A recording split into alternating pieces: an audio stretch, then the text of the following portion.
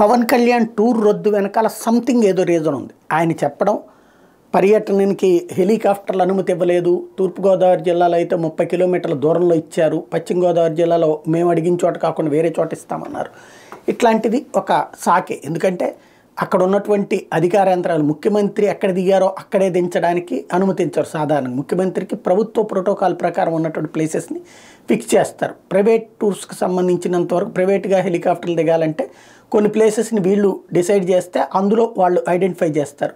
అక్కడ కాదనుకున్నప్పుడు అధికారులు సజెస్ట్ చేస్తారు. ఇది సహజ సిద్ధంగా ఉండేటటువంటి పరిణామం. అయితే ఇక్కడ పవన్ కళ్యాణ్ని రానియకుండా చేయడానికి కుట్ర అన్నది జనంలోకి తీసుకెళ్లే ప్రయత్నం నెంబర్ 1. అది ఒక కోణంలో కనబడుతుంది. కానీ రెండవ కోణం ఏం కనబడుతుందంటే, ఓ పక్కన లోకేష్ టూర్ నడుస్తుంది శంకర్రావు. కరెక్ట్గా ఆ టైంలో పవన్ కళ్యాణ్ టూర్ పెట్టుకున్నారు. ఇంతకుముందు కూడా పవన్ కళ్యాణ్ వారాహి యాత్ర ప్రారంభించి చంద్రబాబు నాయుడు టూర్ ప్రారంభించగానే ఈయన ఆగిపోయారు. అట్లాగే లోకేష్కి సంబంధించినటువంటి ఇది ఉంది కదా, పాదయాత్ర ప్రారంభించాక ఈయన వారాహి ఆగిపోయింది.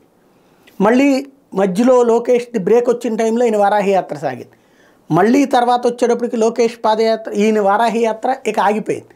ఇప్పుడు ఈ 2 రోజుల టూరు ఆయన వెళ్ళాలి, ఈ 4 రోజులు లోకేష్ శంకరావం మాత్రం నడుస్తుంది.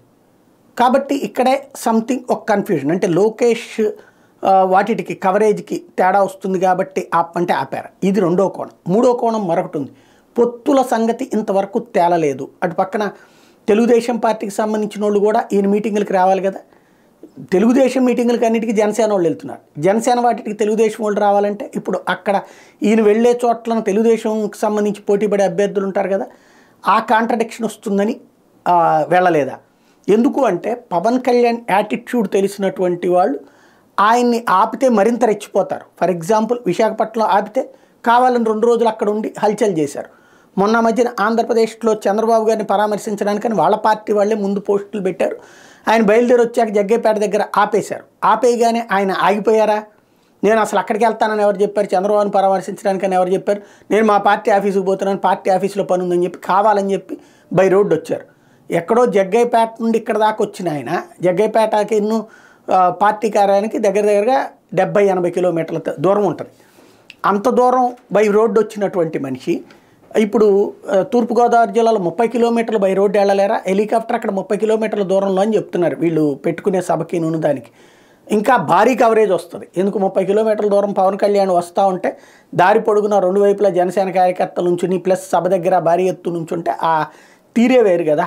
ఈవెన్ పశ్చిమ గోదావరి జిల్లాలో విష్ణు కాలేజీ గ్రౌండ్స్ దగ్గర వద్దన్నారు, ఇంకో చోట ఎక్కడో పెట్టుకుంటే నడుస్తుంది. కానీ ఇక్కడ వాళ్ళు వద్దన్నారంటే బై రోడ్డు వెళ్ళి మరి ఇంకా హల్చల్ చేయాలి. ఈయన బై రోడ్డు వెళ్తే వచ్చే జనం ఆ సందడి ఆ హడావిడి చూసి అవతల ఉన్నటువంటి అధికార పక్షానికి చెమటలు పడతాయి. కానీ అట్లాంటి మనిషి ఆగారు అంటే సంథింగ్ ఏదో ఉంది. అది ఆయన బయటికి చెప్పట్లేదు.